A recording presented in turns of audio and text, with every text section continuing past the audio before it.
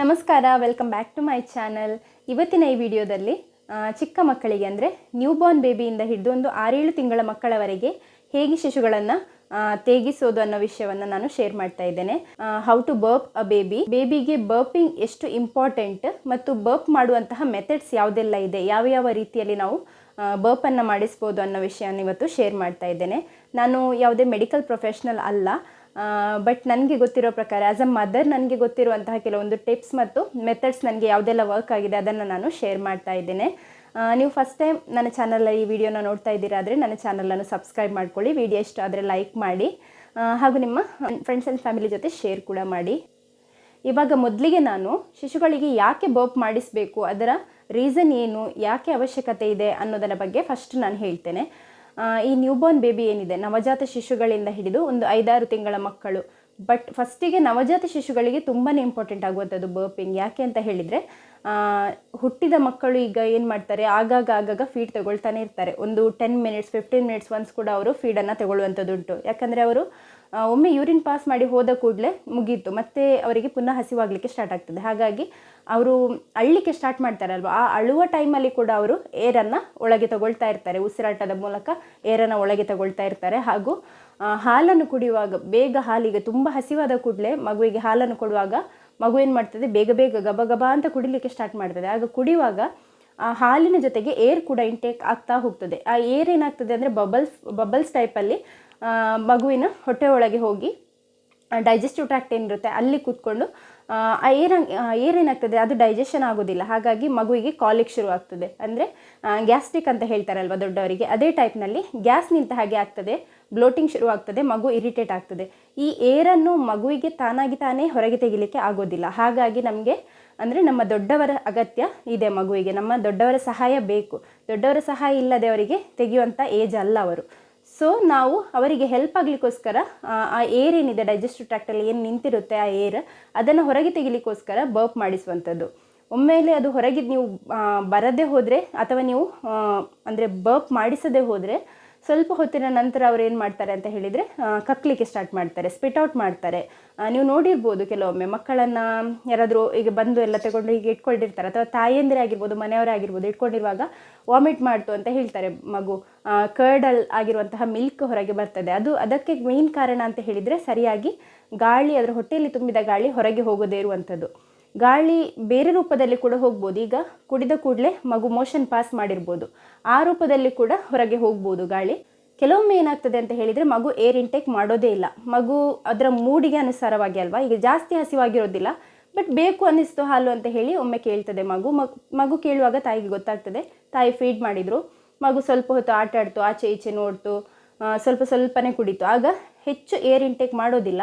ಮತ್ತು ಕೆಲವೊಮ್ಮೆ ಏನಾಗ್ತದೆ ಅಂದರೆ ಫುಲ್ ಹೊಟ್ಟೆ ತುಂಬ ಕುಡಿಯೋದು ಕೂಡ ಇಲ್ಲ, ಸ್ವಲ್ಪ ಡಿಸ್ಟ್ರಾಕ್ಷನ್ ಎಲ್ಲ ಇದ್ದರೆ ಮಕ್ಕಳು ಹೊಟ್ಟೆ ಫುಲ್ಲು ಕುಡಿಯೋದಿಲ್ಲ, ಆಗ ಕೂಡ ತೇಗು ಬರುವಂಥ ಚಾನ್ಸಸ್ ತುಂಬಾ ಕಮ್ಮಿ. ಇಂಥ ಸಮಯದಲ್ಲಿ ಯಾವುದೇ ಪ್ರಾಬ್ಲಮ್ ಇರೋದಿಲ್ಲ.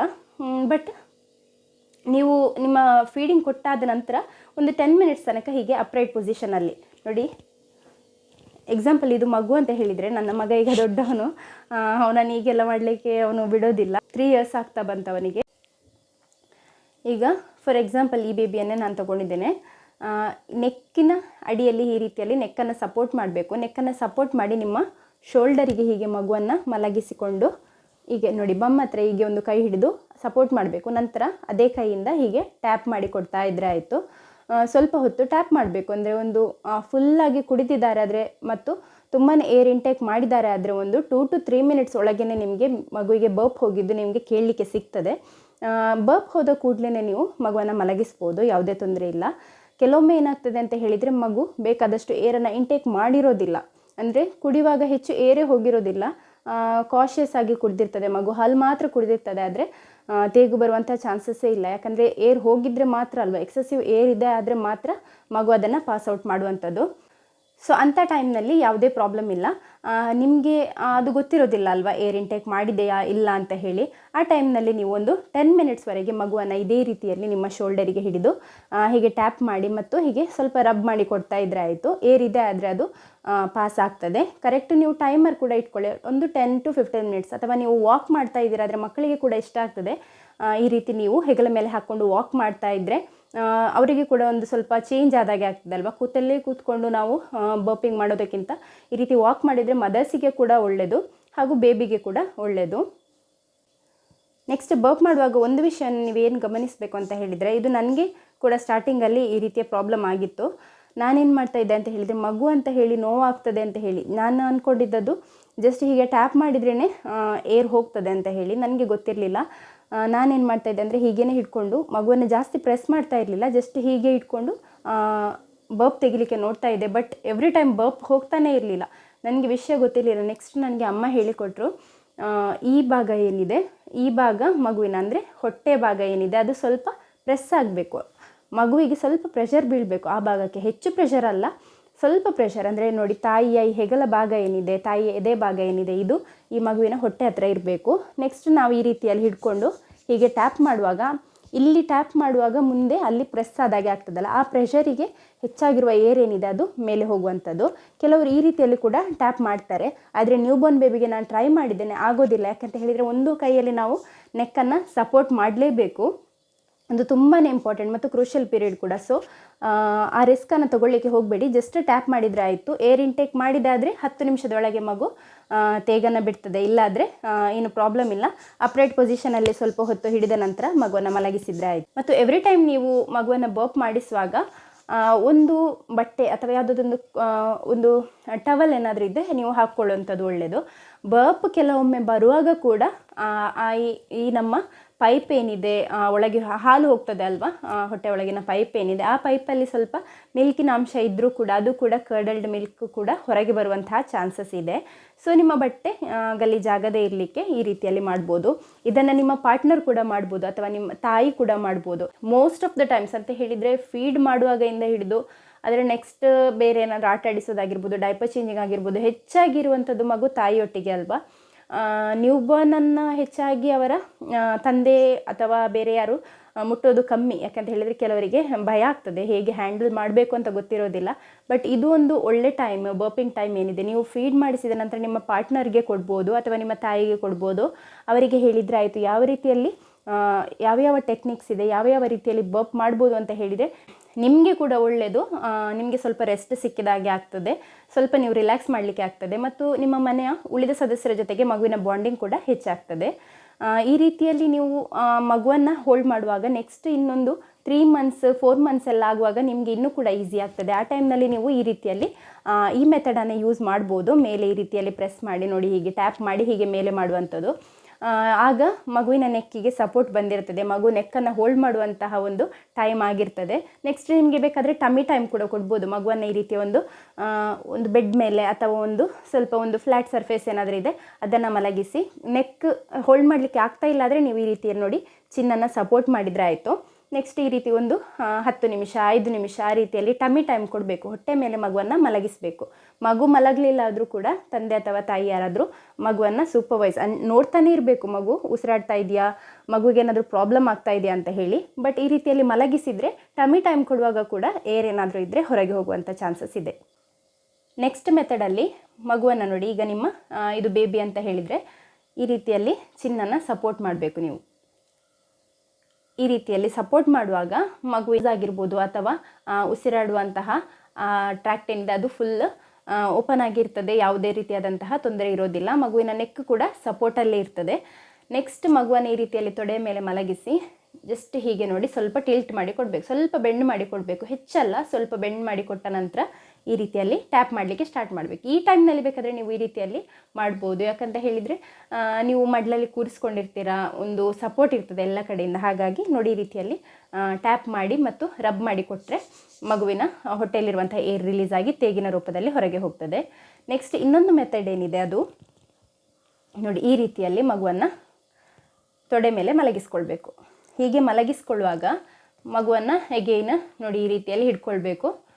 ಹೀಗೆ ಚಿನ್ನನ ಸಪೋರ್ಟ್ ಮಾಡಿ ಈ ಮಗುವಿನ ಹೊಟ್ಟೆ ಏನಿದೆ ನಿಮ್ಮ ಒಂದು ಕಾಲಿನ ಮೇಲೆ ಹೀಗೆ ಬರಬೇಕು. ಆಗ ಅದು ಏನಾಗ್ತದೆ ಅಂತ ಹೇಳಿದರೆ ಅದರ ಹೊಟ್ಟೆ ಪ್ರೆಸ್ ಆಗ್ತದೆ, ತೇಗು ಹೋಗುವಂಥ ಚಾನ್ಸಸ್ ಇದೆ. ಹಾಗಾಗಿ ತೊಡೆ ಮೇಲೆ ಈ ರೀತಿ ಮಲಗಿಸಿದ ನಂತರ ಈ ರೀತಿ ಟ್ಯಾಪ್ ಮಾಡಿ ಕೊಡ್ತಾ ಇರಬೇಕು. ಟ್ಯಾಪ್ ಮಾಡಿ ಮಗು ಏನಾದರೂ ಇರಿಟೇಟ್ ಆಗ್ತಾ ಇದೆ ಆದರೆ ಮಗುವಿಗೆ ಈ ಪೊಸಿಷನ್ ಇಷ್ಟ ಆಗಲಿಲ್ಲ ಆದರೆ ನೀವು ಚೇಂಜ್ ಮಾಡ್ಬೋದು.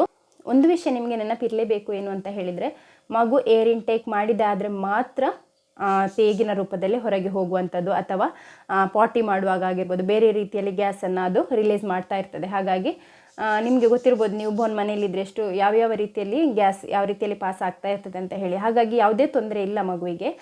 ಮಗು ಹಾಗೇನೂ ಕೂಡ ಇರಿಟೇಟ್ ಆಗಿದೆ ಆದರೆ, ಅಥವಾ ನೀವು ಬರ್ಪ್ ಮಾಡಿಸಿದರೂ ಕೂಡ ಮಗು ಇರಿಟೇಟ್ ಆಗಿದೆ ಆದರೆ, ನೀವು ನಿಮ್ಮ ಪೀಡಿಯಾಟ್ರಿಷನನ್ನು ಕನ್ಸಲ್ಟ್ ಮಾಡಿದರೆ ಅವರು ನಿಮಗೆ ಕಾಲಿಕ್ಕಿಗೆ ರಿಲೇಟೆಡ್ ಆಗಿರುವಂಥ ಮೆಡಿಕೇಷನ್ಸ್ ಆಗಿರ್ಬೋದು ಅಥವಾ ಟಿಪ್ಸ್ ಆಗಿರ್ಬೋದು ಹೇಳಿಕೊಡ್ತಾರೆ.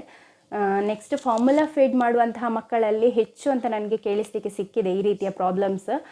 ನೀವು ಏನು ಮಾಡಬೇಕು ಅಂತ ಹೇಳಿದರೆ, ಫಾರ್ಮುಲಾ ನೀವು ಕೊಡ್ತಾ ಇದ್ದೀರಾ ಆದರೆ ಮಧ್ಯ ಮಧ್ಯದಲ್ಲಿ ಬರ್ಪ್ ಮಾಡಿಸೋದು ತುಂಬ ಇಂಪಾರ್ಟೆಂಟ್. ಫಾರ್ಮುಲಾಗೆ ಮತ್ತು ಮದರ್ಸ್ ಮಿಲ್ಕಿಗೂ ತುಂಬ ಡಿಫ್ರೆನ್ಸ್ ಇದೆ. ನಾನು ಯಾರನ್ನು ಅಂದರೆ ನೀವು ಫಾರ್ಮುಲಾ ಕೊಡ್ತಾ ಇದ್ದೀರಾ ಅಂತ ಹೇಳಿ ಚೀಪ್ ಅಂತ ನಾನು ಹೇಳೋದಿಲ್ಲ, ಬಟ್ ಮದರ್ಸ್ ಮಿಲ್ಕ್ ಬೆಸ್ಟ್. ಅದ್ರ ಫಾರ್ಮುಲಾ ನೀವು ನಿಮ್ಮದಾದಂತಹ ರೀಸನ್ನಿಂದ ಕೊಡ್ತಾ ಇರ್ಬೋದು, ಬಟ್ ನೀವು ಆ ಟೈಮ್ನಲ್ಲಿ ಕೇರ್ ಏನು ತೊಗೊಳ್ಬೇಕು ಅಂತ ಹೇಳಿದರೆ, ನೈಟ್ ಆಗಿರ್ಬೋದು ಡೇ ಟೈಮ್ ಆಗಿರ್ಬೋದು ಯಾವುದೇ ರೀತಿಯಾದಂತಹ ನೀವು ರಿಸ್ಕ್ ತಗೊಳ್ಳಿಕ್ಕೆ ಹೋಗಬಾರ್ದು. ಡೈಜೆಷನಲ್ಲಿ ಕೂಡ ಪ್ರಾಬ್ಲಮ್ ಬರ್ತದೆ ಮಗುವಿಗೆ. ನೀವು ಫಾರ್ಮುಲಾ ಚೇಂಜ್ ಮಾಡ್ತಾ ಇದ್ದೀರಾ ಆದರೆ, ಒಂದು ಕಂಪನಿದು ನೀವು ಕೊಡ್ತಾ ಇದ್ದೀರಾ, ಈಗ ಆ ಕಂಪನಿದು ಸಿಗಲಿಲ್ಲ ಅಂತ ಹೇಳಿ ಬೇರೆ ಕಂಪನಿದು ತಂದು ನೀವು ಕೊಟ್ಟರು ಕೂಡ ಕೆಲವೊಮ್ಮೆ ಮಗುವಿಗೆ ಈ ರೀತಿಯಲ್ಲಿ ಕಾಲಿಕ್ ಆಗಿರ್ಬೋದು ಅಥವಾ ಗ್ಯಾಸಿ ಆಗಿರುವಂತಹ ಪ್ರಾಬ್ಲಮ್ಸ್ ಬರ್ಬೋದು. ಹಾಗಾಗಿ ನೀವು ಫೀಡ್ ಮಾಡ್ತಾ, ಈಗ 60 ml ಫೀಡ್ ಮಾಡ್ತಾ ಇದ್ದೀರಾ, 30 ml ಆದ ಕೂಡಲೇ ನೀವು ಒಮ್ಮೆ ಬರ್ಪ್ ತೆಗಿಲಿಕ್ಕೆ ನೋಡೋದು ಒಳ್ಳೆಯದು. ಈವನ್ ಬರ್ಪ್ ಹೋಗಲಿಲ್ಲ ಆದರೂ ಕೂಡ ಸ್ವಲ್ಪ ಹೊತ್ತು ಈ ರೀತಿಯಲ್ಲಿ ಟ್ಯಾಪ್ ಮಾಡಿದ ನಂತರ ಫುಲ್ ನೀವು ಫೀಡನ್ನು ಮಾಡಿಸ್ಬೋದು. ಸೊ ಈಗ ನಿಮಗೆ ಗೊತ್ತಾಗಿದೆ ಅಂತ ಭಾವಿಸ್ತೇನೆ. ಒಂದು ಈ ರೀತಿಯಲ್ಲಿ ಅಪ್ರೈಟ್ ಪೊಸಿಷನಲ್ಲಿ ಶೋಲ್ಡರಿಗೆ ಹಿಡಿದು ಬರ್ಪ್ ಮಾಡಿಸುವಂಥದ್ದು, ಇನ್ನೊಂದು ತೊಡೆ ಮೇಲೆ ಕೂರಿಸಿಕೊಂಡು ಈ ರೀತಿಯಲ್ಲಿ ನೆಕ್ ಸಪೋರ್ಟ್ ಮಾಡಿ ಬರ್ಪ್ ಮಾಡುವಂಥದ್ದು, ಇನ್ನೊಂದು ಫ್ಲ್ಯಾಟಾಗಿ ಈ ರೀತಿಯಲ್ಲಿ ಮಲಗಿಸಿ ಹೊಟ್ಟೆನ ಪ್ರೆಸ್ ಮಾಡಿಸಿದ ನಂತರ ಹೀಗೆ ಬರ್ಪ್ ಮಾಡಿಸುವಂಥದ್ದು. ಇನ್ನೂ ಕೂಡ ಬೇರೆ ಬೇರೆ ಮೆಥಡ್ಸ್ ಇದೆ, ತುಂಬ ಮೆಥಡ್ಸ್ ಇದೆ. ಇನ್ನು ಫೀಡಿಂಗ್ ಪಿಲ್ಲೋ ಏನಿದೆ ಅದರ ಮೇಲೆ ಮಲಗಿಸಿ ಎಲ್ಲ ಮಾಡ್ತಾರೆ, ಬಟ್ ನ್ಯೂ ಬೋರ್ನನ್ನು ಹ್ಯಾಂಡಲ್ ಮಾಡಲಿಕ್ಕೆ ತುಂಬ ಕಷ್ಟ. ತುಂಬ ಫ್ರೆಜೈಲ್ ಆಗಿರ್ತಾರೆ. ನೀವು ಮಕ್ಕಳನ್ನು ಎತ್ತಿದ್ದೀರಾದರೆ, ನೀವು ಮುಟ್ಟಿ ನೋಡಿದ್ದೀರಾದರೆ ನಿಮಗೆ ಗೊತ್ತಿರ್ಬೋದು, ಅಥವಾ ನೀವು ಮದರ್ಸ್ ಆದರೆ ನಿಮಗೆ ಗೊತ್ತಿರ್ಬೋದು ಎಷ್ಟು ಫ್ರೆಜೈಲ್ ಇರ್ತಾರೆ ಅಂತ ಹೇಳಿ ಬೇಬೀಸ್. ನನಗೆ ಸ್ಪೆಷಲಿ ಚಿಕ್ಕ ಮಗು ಇರುವಾಗ, ನಾನು ಹಾಸ್ಪಿಟಲ್ನಲ್ಲಿರುವಾಗ ನನ್ನ ರಿಲೇಟಿವ್ಸ್ ಬರ್ಪ್ ಮಾಡಿಸಿದರು. ಮನೆಗೆ ಹೋದ ನಂತರ ನನಗೆ ಬರ್ಪ್ ಮಾಡಿಸ್ಬೇಕಿತ್ತು, ನಾನೇ ಬರ್ಪ್ ಮಾಡಿಸ್ಬೇಕಿತ್ತು. ನನಗೆ ತುಂಬ ಹೆದರಿಕೆ ಆಗ್ತಾಯಿತ್ತು ಬರ್ಪ್ ಮಾಡಿಸಲಿಕ್ಕೆ. ನನಗೆ ಅದು ಇಂಪಾರ್ಟೆನ್ಸ್ ಗೊತ್ತಿರಲಿಲ್ಲ. ಸೊ ಫಸ್ಟ್ ದಿನ ನಾನು ಹಾಲು ಕೊಟ್ಟಾಗ ಬರ್ಪ್ ಮಾಡಿಸೇ ಇರಲಿಲ್ಲ. ಥ್ಯಾಂಕ್ಫುಲಿ ಏನೂ ಆಗಲಿಲ್ಲ ಆ ಟೈಮ್ನಲ್ಲಿ. ಮತ್ತು ಮಲಗಿ ಹಾಲು ಕೊಟ್ಟಿದ್ದೆ, ನನಗೆ ಗೊತ್ತಿರಲಿಲ್ಲದ ವಿಷಯ ಆಗಿರೋದ್ರಿಂದ ನಾನು ಆ ರೀತಿ ಮಾಡಿದ್ದೆ. ಹಾಗಾಗಿ ನಾನು ಈಗ ಹೆಚ್ಚಾಗಿ ಇಂಥ ವೀಡಿಯೋಸ್ ಮಾಡ್ತಾಯಿದ್ದೇನೆ, ಯಾಕಂದರೆ ನನ್ನಂತಹ ಮದರ್ಸ್ ತುಂಬ ಜನ ಇರ್ಬೋದು, ಎಕ್ಸ್ಪೀರಿಯನ್ಸ್ ಇಲ್ಲದೆ ಅಥವಾ ಬೇರೆ ಯಾರನ್ನು ನೋಡದೆ ಗೊತ್ತಿಲ್ಲದೆ ಇರುವಂಥ ಮದರ್ಸ್ ಇರ್ಬೋದು. ಅಂಥವರಿಗೆ ವಿಡಿಯೋ ಹೆಲ್ಪ್ಫುಲ್ ಆಗಲಿ ಅಂತ ಹೇಳಿ ನಾನು ಮಾಡುವಂಥದ್ದು. ಇವತ್ತಿನ ವಿಡಿಯೋದಲ್ಲಿ ಇಷ್ಟೇ ಇನ್ಫಾರ್ಮೇಷನ್. ಇನ್ನೊಂದು, ಮಗುವಿಗೆ ಮಲಗಿ ಹಾಲು ಕೊಡ್ಬೋದಾ, ಯಾವುದು ಸೇಫ್ ಅಲ್ಲ ಅನ್ನುವಂತಹ ವಿಡಿಯೋನ ಕೂಡ ನಾನು ನೆಕ್ಸ್ಟ್ ಮಾಡ್ತಾ ಇದ್ದೇನೆ. ಈ ವಿಡಿಯೋ ನಿಮಗೆ ಇಷ್ಟ ಆಗುತ್ತೆ ಅಂತ ಭಾವಿಸ್ತೇನೆ, ಹಾಗೂ ಯೂಸ್ಫುಲ್ ಆಗುತ್ತೆ ಅಂತ ಭಾವಿಸ್ತೇನೆ. ಈ ವಿಡಿಯೋ ಇಷ್ಟ ಆದರೆ ಲೈಕ್ ಮಾಡಿ, ಶೇರ್ ಮಾಡಿ, ಹಾಗೂ ನನ್ನ ಚಾನಲನ್ನು ಸಬ್ಸ್ಕ್ರೈಬ್ ಮಾಡ್ಕೊಳ್ಳಿ. Thank you so much for watching.